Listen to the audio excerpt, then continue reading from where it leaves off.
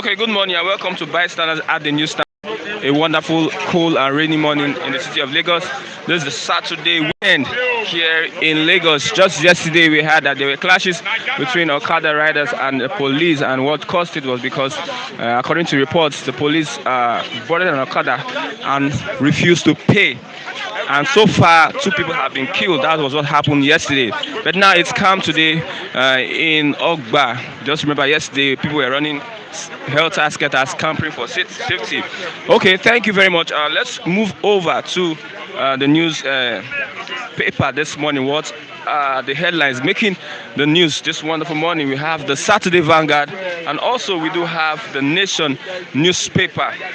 Above the masthead of the Nation newspaper, we have how 165 billion cash led to MPA MD Hadiza Usman's suspension. How 165 billion naira cash led to MPA MD Hadiza Usman's suspension. Political forces move to save her.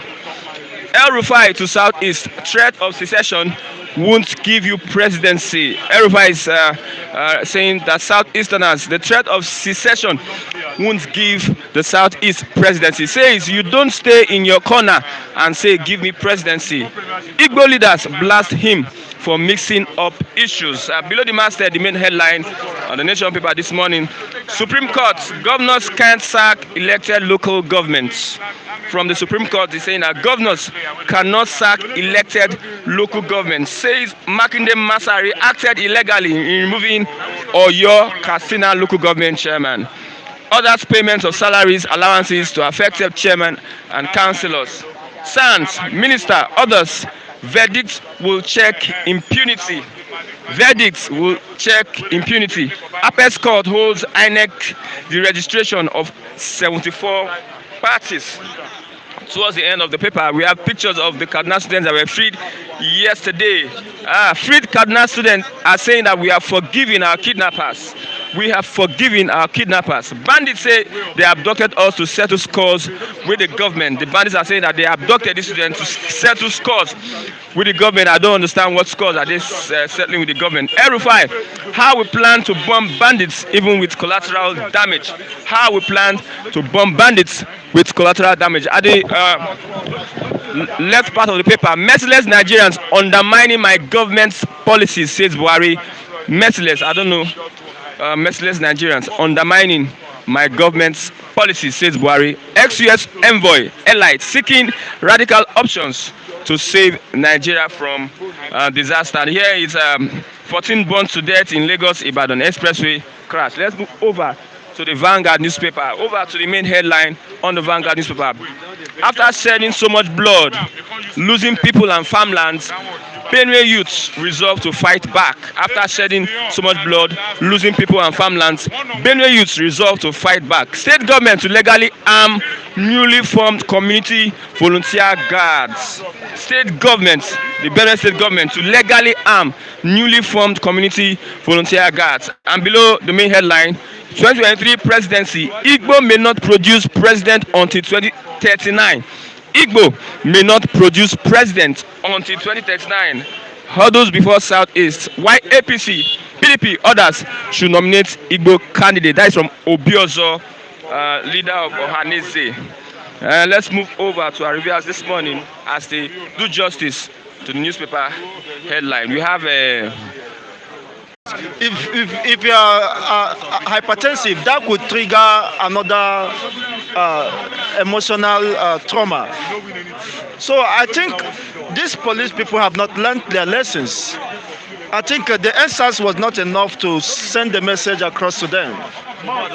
And I listened to Channels Television on their investigation. They said that a bike man, a policeman boarded the bike, and when it gets to his destination, the bike man requested for money. He said he's not going to pay for the fare. Why?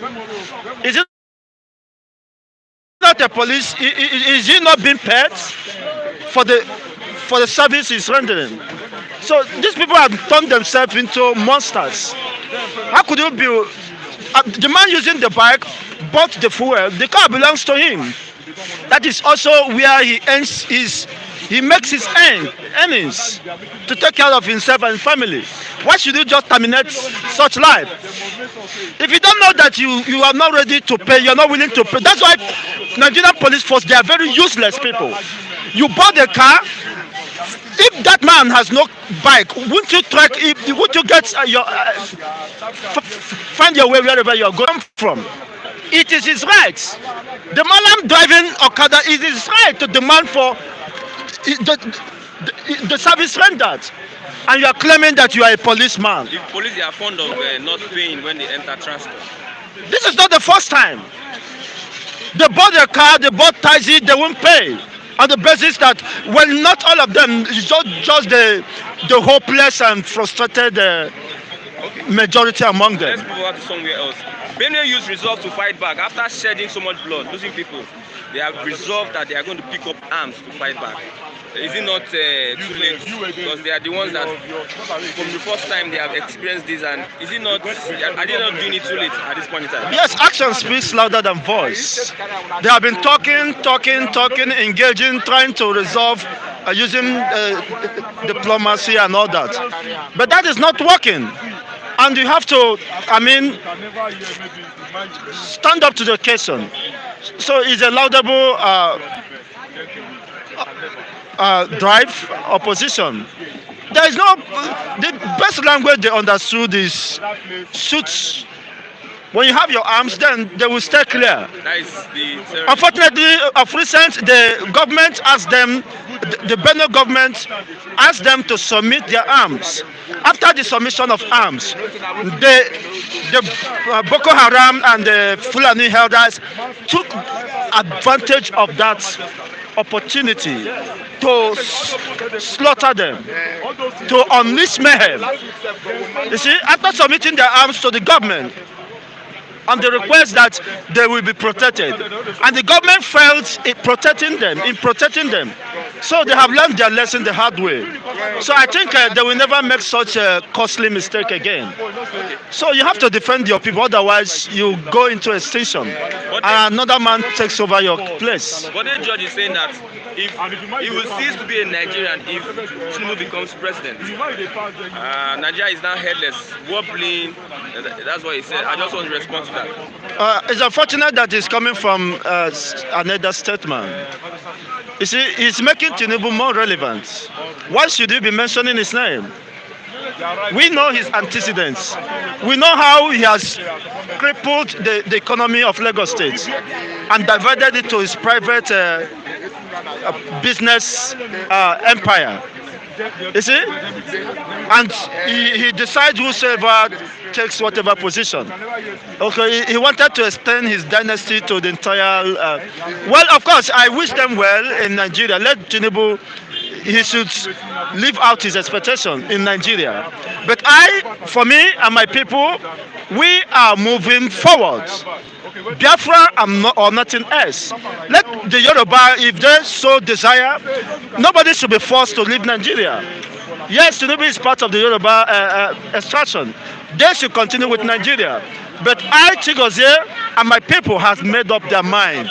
We have crossed our mind that nothing else matters to us but Biafra. And it doesn't matter the price it may take to realize that. Why are you so resolved on Biafra? What's your conviction? Why are you so resolved? It is beyond being resolved, being resolute. This is about destiny. It's about posterity. It's about people's identity and culture. You see, about 1947, the Israelites were scattered across the globe. They came up, they understood that they have an identity that somehow was lost. They have to regain such identity, despite the opposition encountered. But today is a history. History has been made, and now Israel is now one of the most powerful states in the world. You see, the same thing happens to Biafra. That's why we are looking for a city where we cannot have mad people policing our society. Look at somebody's life was wasted on the basis of intimidation. Somebody rendered a service to you despite the cost of fuel, despite the maintenance of the bike. You ended up taking his life because he demanded for money. So we don't want to see or live in such a society called Nigeria, where even the government is as useless as its parastatals or security instrument or personnel. See, that cannot happen in a sense society. They are mad. Everybody they are very mad. Even the government itself. So we don't desire such. You cannot take the life of a man who came out to cater for his family. What happens to the people he left behind? What happens to, if he's married, what happens to his wife? What story can Nigerian state tell to his wife? What story can Nigerian states, because they should take responsibility for absorbing such persons, a lunatic, into the police force, to police the society? What happens to the family, the immediate children of this young man? You see, any injustice to one is injustice to all. I'm not happy about that. So that is why we are agitating for the sovereignty, the restoration of the sovereignty of Biafran state, so that we can have an ideal society where people's life should be respected, where people's, of course, life to live, life of expression should be respected.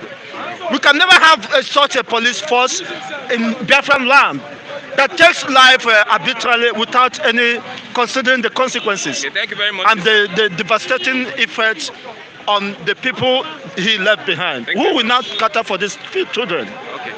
It's quite unfortunate. Thank you very much. Have a blissful weekend. Thank you very much, Mr. Chigozie. MC Grammar. All right. Good morning, everybody. This is MC Grammar. I know very well that most people call me the controversial talker.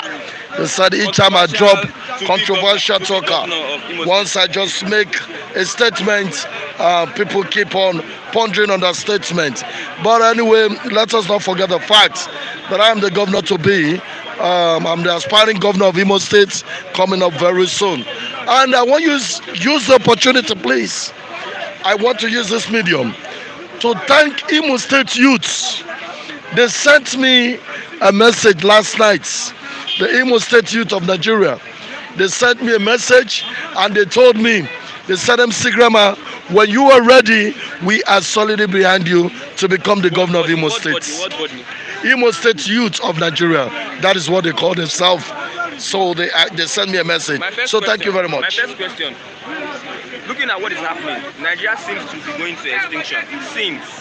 How do you become a governor of Imo State when Nigeria may not exist, according to some people? All right, good. I love that question. Yes, thank you very much. I said I'm going to become the governor of Imo State if Nigeria still exists. But if Nigeria doesn't exist, then of course you know very well that it has to happen in Biafra land, because I'm still nursing that ambition of becoming a governor. But peradventure, it now happens that Imo State happens to have it now happens that we are in Nigeria. I want to become that governor in Imo State that is going to change everything tactically in Imo State. I want to pay the citizen of Imo State nothing less than 20,000 naira. 3 people in the family, mother and father, and only 3 people. 20,000 naira every month. It is something I can do. Please don't question me on that. I have my plans. Go ahead. What happened yesterday? Police and other people. Looking at what transpired, there seems to be injustice from the side of the police. I don't want to respond to what happened? What happened? The police. Yeah. What did the police do? The police boarded an Okada and refused to pay money because that caused a problem. All right. Let me just put it this way. Government of Nigeria, they are very mad. Mad, stupid, and I don't even know what to qualify them with. The police boarded an Okada. Now he refused to pay. Because Nigerian governments have not put the law down. Any policeman that boards any Okada or anything, you must pay. It is a problem of the government. The government are giving them power. Even these police who are talking, most of them are frustrated. That's the truth. Most of these police are frustrated because they feel they are protecting you. So why should you demand any money from them? That is their belief. But you go to a city like America, even if you carry a policeman in the vehicle, the policeman is going to pay your money because the policeman is earning salary. But over here in Nigeria, Nigerians are always fond of using power every minute. So the policeman wanted to demonstrate his strength, wanted to show his power. So that's why he boarded a bike, and when you now demanded for money, it now becomes a problem for him. I would rather say this: the Hausas are so foolish in their thinking. Sorry to use this language. You cannot generalize. No, sorry to use the language. Do you know that if it were to be an Igbo man that is a Kada man, the moment he asks a policeman money, and if he says something, the Igbo man can just consider and forget. If it is a Yoruba man that carries somebody, and now he demanded for his money, and you try to answer him with a negative way, he will just look down on you and say, okay, no problem. But because an Hausa man is stubborn, they are very stubborn. I'm not saying what the policeman did is right. Please get me. I want you all to get me. What the policeman did is totally wrong. In fact, totally wrong. But what I'm trying to say is that if you look at it in just second aspect, an Hausa man is naturally stubborn. He wants to dig that level to the last. He wants to find out where this thing is leading him to. And that was what resulted to the shooting of the Hausa man. But I want to say this: if Nigerian governments can issue a statement, can tell the police, can tell everybody, please, when you board a car, or when you see, you listen to it. The government heard this, so, but they did not make a comment. Foolish governments. They heard it. They not because they felt it doesn't concern them. But if it's how to embezzle billions, it will concern them. So what I'm trying to say is that the Nigerian police did a very wrong thing. In fact, to me, that police should be. I used to say something. I don't know whether I'm the only one saying it. Anybody that kills somebody must be killed. That's my point. If I were among the people making law in this country, once you are able to kill a human being, you should be killed. I see no reason why you should be going around, moving around. I see no reason. And this one is an intentional act because the person requested for his money. You took up your gun because you're armed and you fired him. That's where they had to fire you too. Let's move on to another place. You are a politician. Yes, I am. All right. Yeah. Now, Supreme Court has said governors can sack elected local government council chairman. Governments can sack elected. Governors cannot sack local government chairman. Yes, they are right somehow. They are right because a governor has no rights to sack an elected local government chairman. You know why? Because you did not elect him or her into the office. But in the past, they have been doing so. No, that one is rubbish. Now you don't have any rights because you, as a governor, you were not the one that elected him. The person that elected him are the people, and so you are not the people. Now you come in as an individual to sack the people that people elected. Then it's very wrong. So I have my reason for saying the governor has no right at all to sack any elected local government chairman. Let me tell you something. Supposing the local government chairman is being elected from the governors, supposing the governors are left to elect the local government chairman, then I will tell you that suppose the governors are left to elect the local government chairman, I will tell you that the governor has every right to sack the local government chairman. But in a situation, the local government chairman, the people voted for him, the masses voted for him, and only for you to sit down one day that you want to. Let me tell you something. If not the fact that we are not doing something right in this country, let me try to bridge on something. Do you know that if not for stupidity of governments, local government is not supposed to be under government. They are not supposed to be under the state governments. Ask me why. Local government is supposed to be independent on their own. They are not supposed to be under the governments. They are not supposed to be under the governors because they are like their own group. They have their own group. You as a governor, you have your own group. So it's group by group. When I look at Nigeria, we have the presidents, we have the governors, and we have the local government. The local government is representing me and you, the local people. Yes, the grassroots politicians or the grassroots masses, they are representing us. Now, the governor is representing the higher level. Then we have the president. So if you look at it very well, you see that the so-called local governments are not even supposed to be under the umbrella of the governors, but because of Nigerian politics, the governor want to dictate, the governor want to control local governments, the governor want to tell the local government where to go and not. But let me tell you something, if it were in an advanced country, the local government is not supposed to be under the state governor because they have. You should know that if the local governments are independent, I'm just telling you the truth. The truth. If the local governments are independent, supposing you give the local governments to stand on their own, do you know that if anything is happening to me and I feel it's not right with the local government, I can march in to the local government and demand for their chairman. That's the truth. I can march in because he's my local government chairman. But the governor, you don't have access to him. The president, you don't have access, but I have access to the local government. Okay. So that is why I say in my speech that the local governments, they are supposed to be an independent body, but Nigeria is not trying to give them that chance.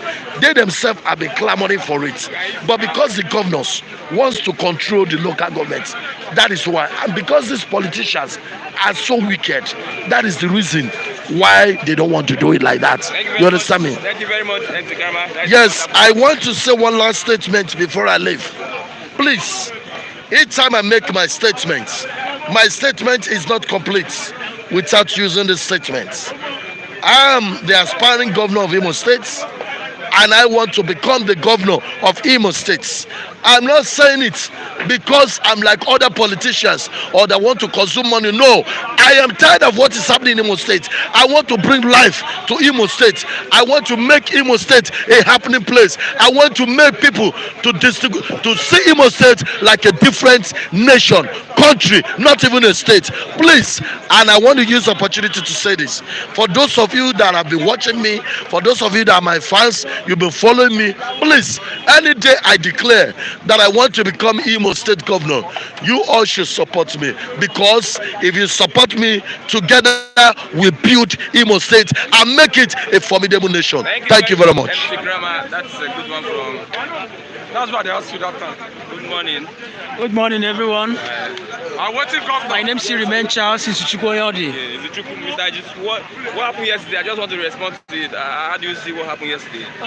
What really happened yesterday? I think we were here when the whole thing started, and but though, according to them, the thing started as in 2 days ago. A bike man decided to stop. A force man decided to stop a bike man for him to transport him to a particular place. So after they might have gone, the man decided that he's not going to pay. So due to the fact that he's been armed as a force man, he decided to use his gun on the man.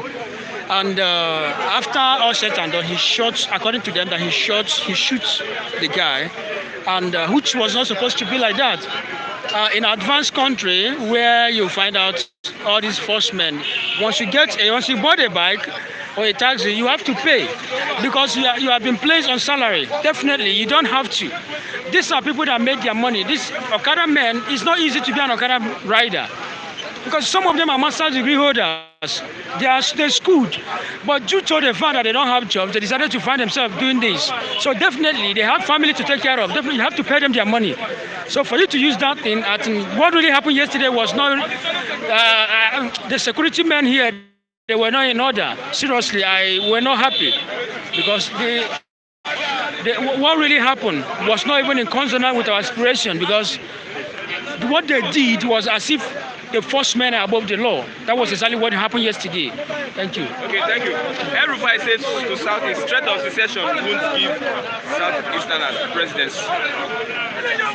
Now these agitators will stop, will hamper the opportunity for Southeasterners to become president. Yes, sometimes even the Bible says that I don't know how to put it, that heaven help those who help themselves, and the kingdom of God suffered violence, and violence is taken by force. Definitely, he don't have any right to say that, because definitely it's through the violence that one have to take it, because the Biafrans, the Igbos, the Easterners, they have done it in such a way that they wanted to do it peacefully, but it has not done that way, and they were not even considered to be named as one of the presidential candidates in this country, because they have done it peacefully. But for now, definitely they have to come out with coalitions, force, come out, fight, and get what you want. Definitely it has been done in so many countries that you have to fight before you get what you want. For him to say that, he doesn't have any right to do that. He doesn't have any right to say that, because if you don't fight, you won't get what you want. Because sometimes you go in peacefully to achieve what you want, at a point you won't get it. So definitely you have to apply that force before you get what you want. My last question, with all this is happening, you see Igbo becoming president in 2023? Yes, everything is possible. Honestly speaking, everything is possible, because for somebody like Obasanjo to come out from prison and become the president of this country, I strongly believe that everything is possible. And Igbo man can still become the president of this country if there's no Biafra. That is, if Igbos are still under the concept of Nigerians. But if definitely the Igbo people are still within the tenancy of Nigerians, definitely one day I am seeing an Igbo man become the president of this country. Your last word for Nigeria generally? Yes, my last word for Nigeria, let's follow peace, or everything will be fine, and by the special grace of God, things will be fine.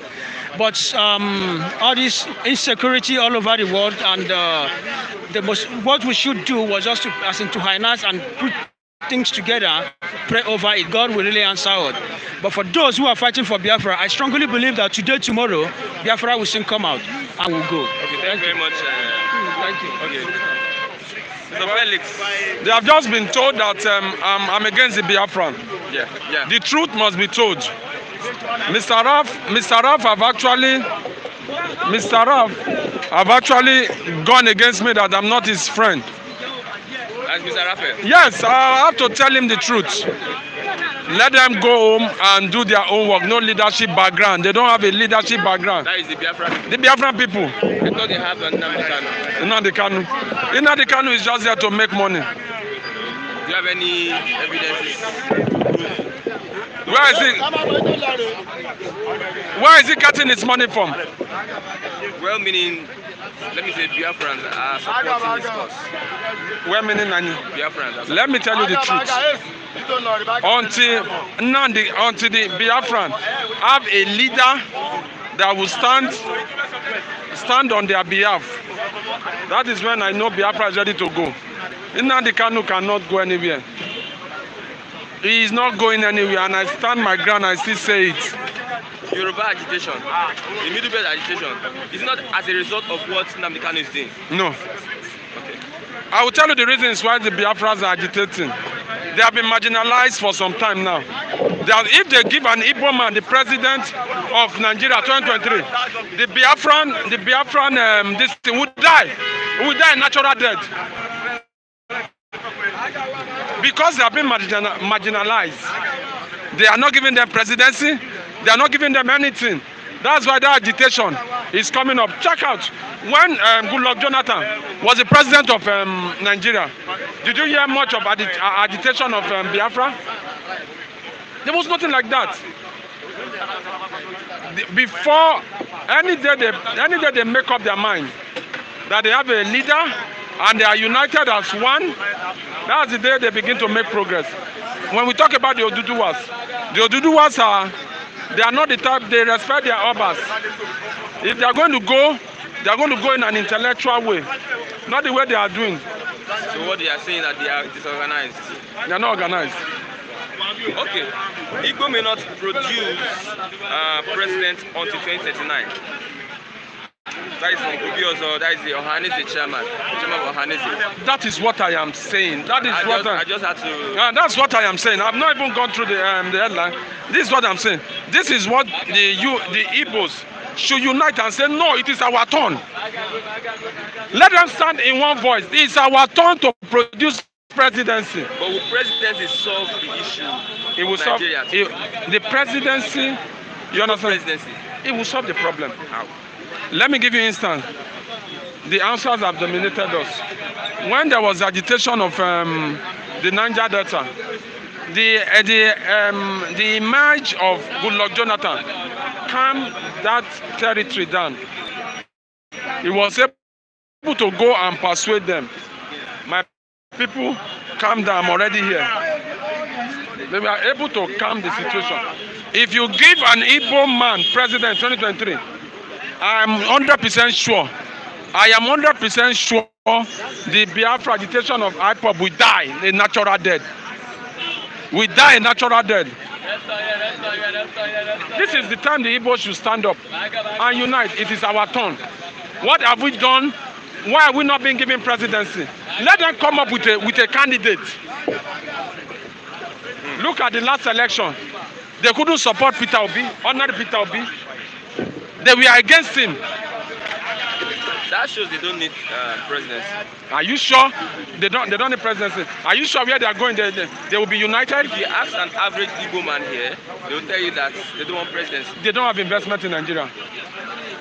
Those that have investment in Nigeria does not want to go. They don't want to leave Nigeria. Are you talking about Oton Zerebe? Are you talking about the young Shagro? Are you talking about these people that have investment? If and Yuba and Co. You say they should leave Nigeria to go and join a place they don't know the fortune, where the fortune is going to be. I'm going to say the truth. We know our problem. Our problem is the president you have has a nepotism and segmentation of doing how to sort that is just favoring one-sided this thing. That's the take of the problem we have in Nigeria for now. 2029, they are just pushing them forward. Immediately, Obasanjo said it in 2019 that it is the turn of the Igbos. If they have joined together, they've united. We are bringing Peter Obi out as the president of MB. When a group is united, it is very difficult to bring them down. Even God affirmed it in Genesis chapter 8. When you understand? God came down and said, these people are united. The Igbos are not united. They are not ready to go yet.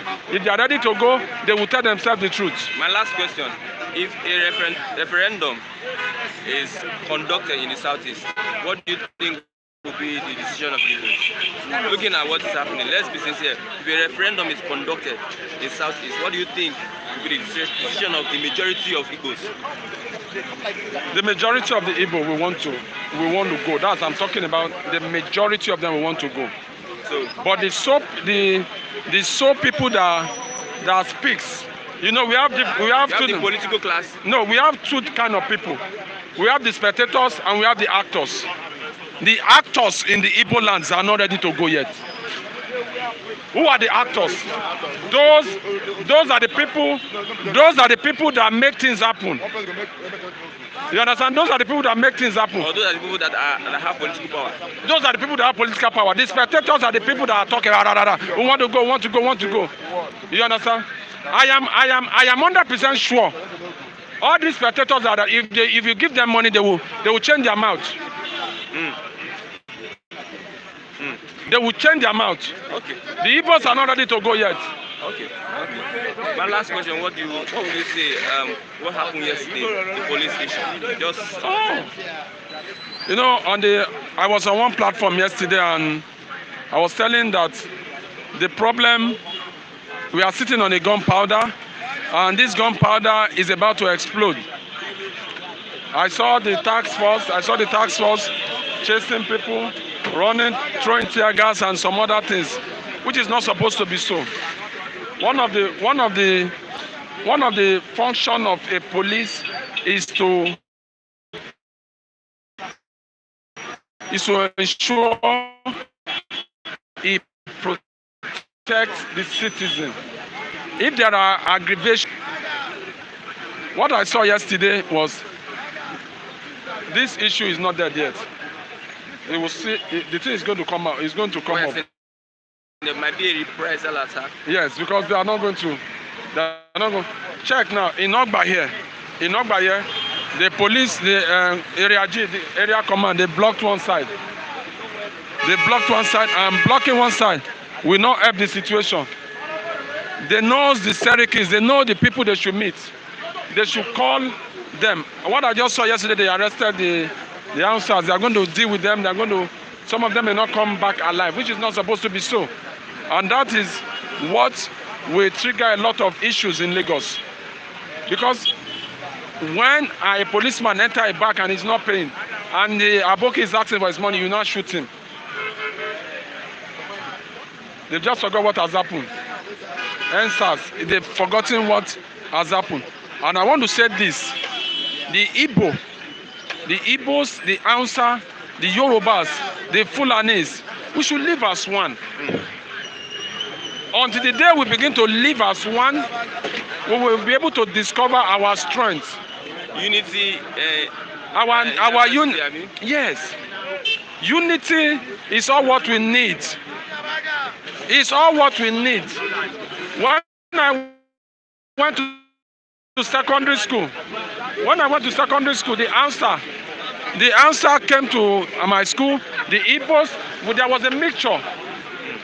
But the reverse is the case now. Well done, sir. Thank you very much, Mr. Lucky.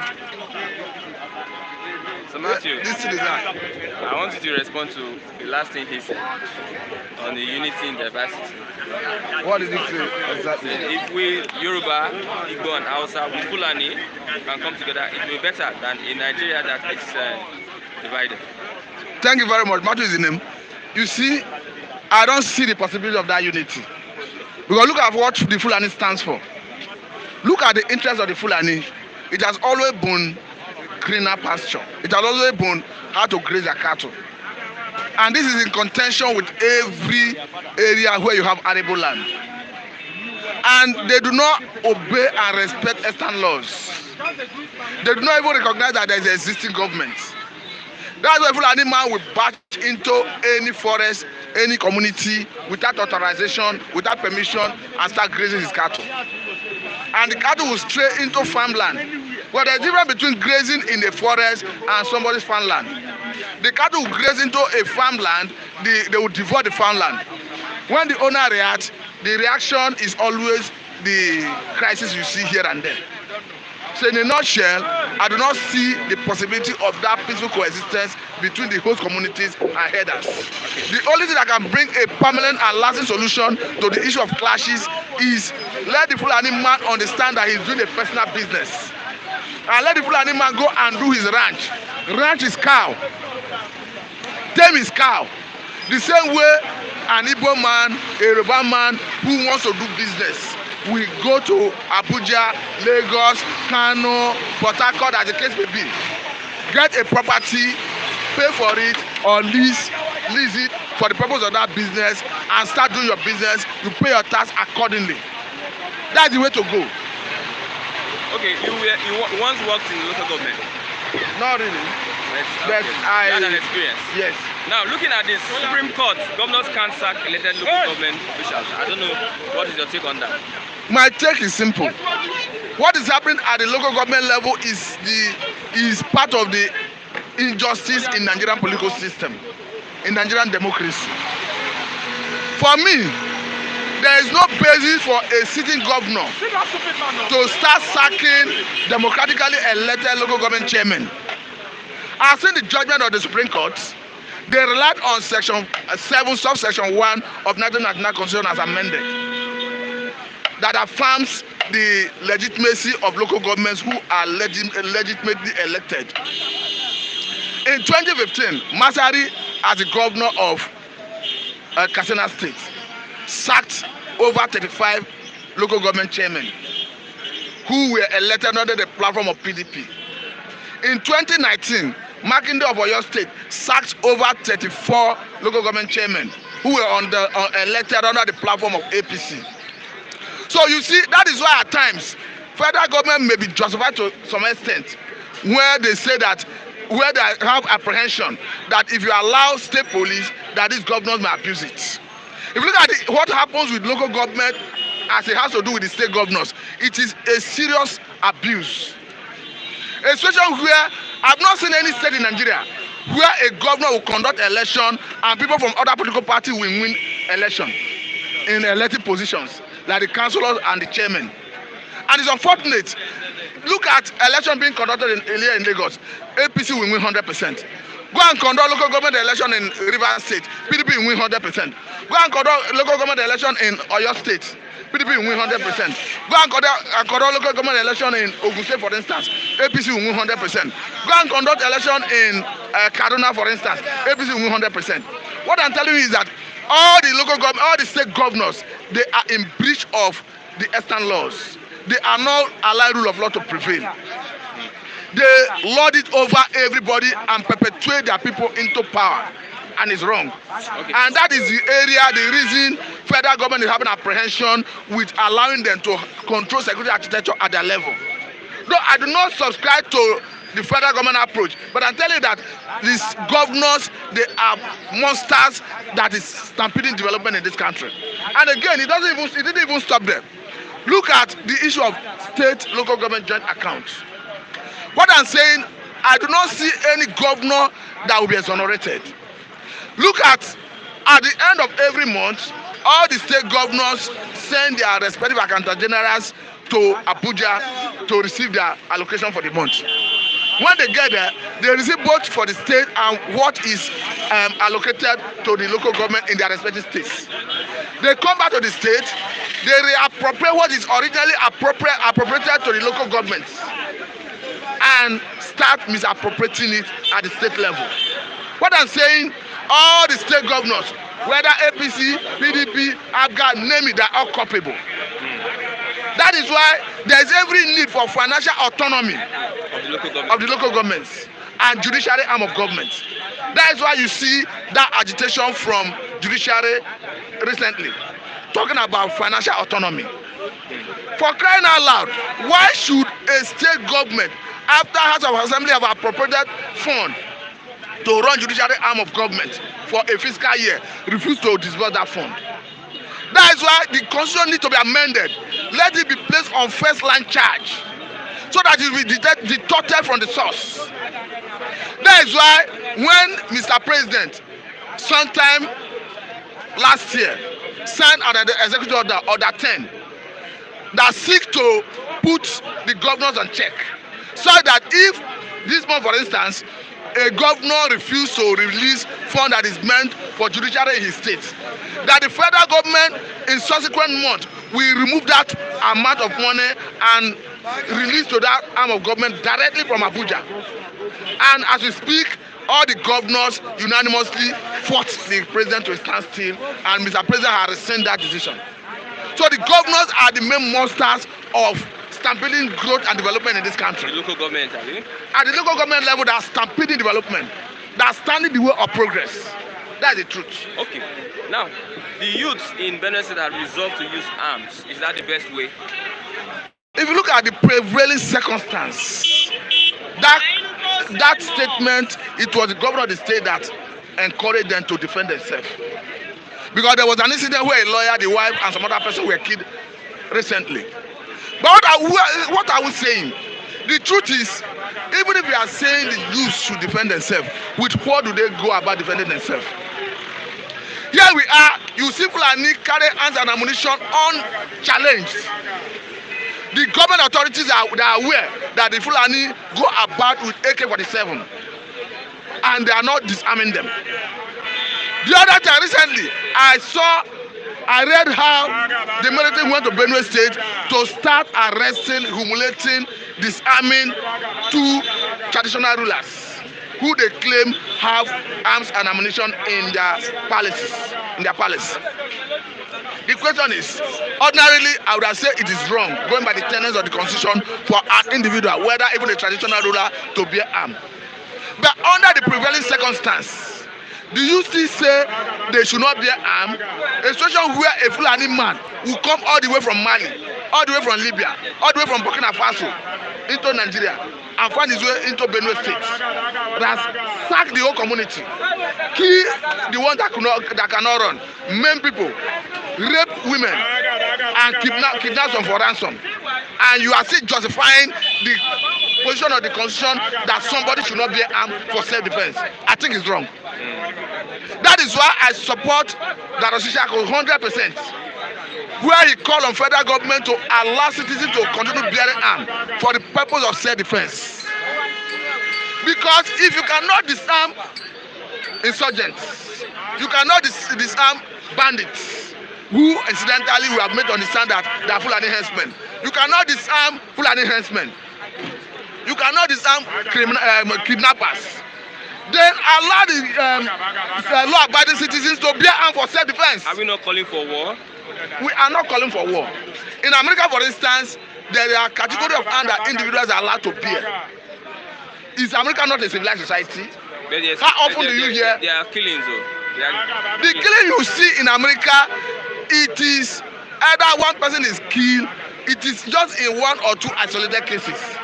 It is not like Nigeria. Nigeria, you see people being killed in their numbers, on daily basis, on weekly basis, on hourly basis. During concern, people are being killed, even as we speak. If it is possible to be your satellite on every inch of Nigerian soil territory, you discover that even as we speak, somebody is being killed either by bandits, by insurgents, by kidnappers, by name it. So what we are saying is the government should come and let us have a roundtable discussion. Let us summon a sovereign national conference to deliberate on how we want our nation to be policed. Okay, my last question. Comment on what happened yesterday. What's your take? My last question. What transpired yesterday is part of the impunity that Nigerian police is using on Nigerian citizens. I was listening to Channel this morning when Channel Television news this morning, where they say that what transpired was that an Okada man who conveyed a policeman, they got to their destination, the policeman refused to pay. The argument that ensued thereafter resulted in the police shooting the Okada man. So what am I saying? That it is still part of that impunity. And look at the show of force and the level of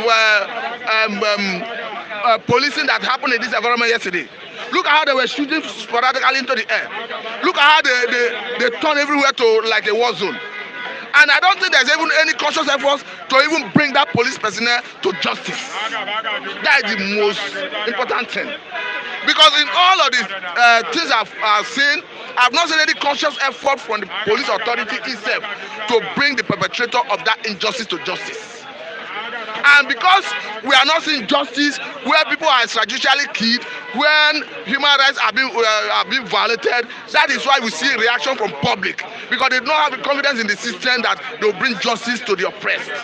That is the truth. We pray they bring justice to this. Thank you. Mr. David, good morning, Mr. David. Good morning, Mr. Christian. Wonderful having you this morning. Just in a short while, just respond to what happened yesterday. It's quite unfortunate. We find ourselves in a society whereby uniformed men no longer see the mere civilians as people they could respect. I think since they have this privilege to put on the uniform, they can just use that power over people. Now, as a political scientist, we call that ultra virus, which simply means the excess use of power. Being a public servant, being a civil servant, you don't use your power excessively over people. Now, you boarded a bike. I don't know where you boarded the bike from. Courtesy demand, you pay because someone rendered you a service. You ought to pay. Even if you're a public servant, even if you're a minister, even if you're high job the police, you pay for the service that someone has rendered you. Fine, you now alighted from the bike because you're putting on a police uniform, you don't want to pay. In a sane society. But it's the norm in Nigeria. It's the norm that police don't pay. It is not norm because there is no law. that has backed that. For you being a public servant, not to pay for service someone and to okay now, are you saying now, if a police officer now purchase a car, won't he pay for the car? Or if you go to the market to buy food, to stock or to feed his family, won't he pay? It is not norms. Norms is when there's a law that back it. No laws back it that see, being a public servant, you should not pay for service that is being rendered to you. That's so sir. So that is not norms. That is stupidity. Now, majority of these policemen see it as because they are superior. They are more than the society, and then they can also use their power just to suppress these people, just to suppress the masses. In a developed society, such thing will not happen. Either you're a public officer, either you are a police officer, you are a military personnel, you pay for service that are being rendered to you because government is also paying. So why would you just resort to that? Do you know this man maintain this vehicle, this bike? Do you know which that see this is the same means this person is feeding his own family at home? That police up to today has not been brought in for questioning. The commissioner of police just said investigation will soon go on. You killed someone. You can see if not for the mercy of God, but yesterday would have been brought chaos. That would have been shut down here.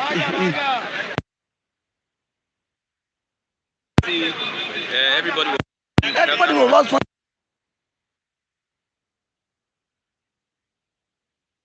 Must we continue? And there are plenty more that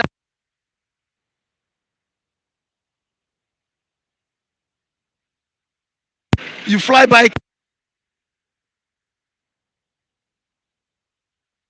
Must we continue?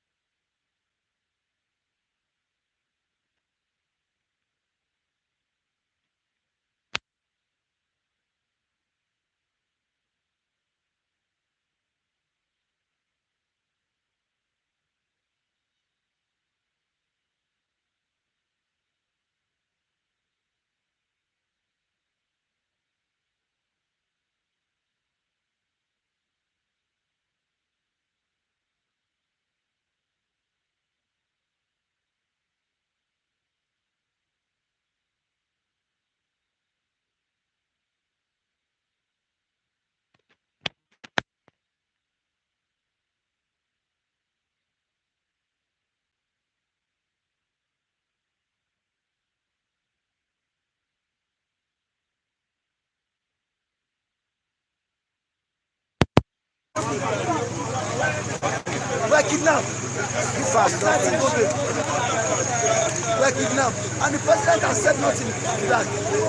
How is he addressing this issue of insecurity? In which, what mechanism is the service chief doing? What are they doing? Is it that there's no funds for them to purchase them? How much are they budgeted for them to purchase them? What is really happening? That is the question begging for answer. Let the president face the media. Enough of Buhari camouflage. Buhari is a bastard. Buhari has brought Nigeria backward. How can you have a president? Jonathan, when he was the president, he did the monthly chat with the media. He gave them updates on what's happening in the country. But you kept moving. You don't say anything now. Everybody now is now suffering. Hardship, inflation, no money to chop. There's no power, no job. Everybody now is running around the street of Lagos. Everybody running around the street of Lagos. Some persons are just siphoning money to themselves. Imagine 165 billion naira. If that money is injected into our economy, it will go a long way. But one person, also woman, siphoning, and someone is here calling for one Nigeria. God punish one Nigeria. That's the point. That's the wonderful from David. It's wonderful. We are going to go to the end of Bicentennial News Time. Thank you, everyone. Thank you, Mr. Festus Olabukuni behind the mic and behind the camera, and also I'm Christian Chuku. You can visit me, Chuku Christian, on Facebook. And I thank you to say bye for now till Monday.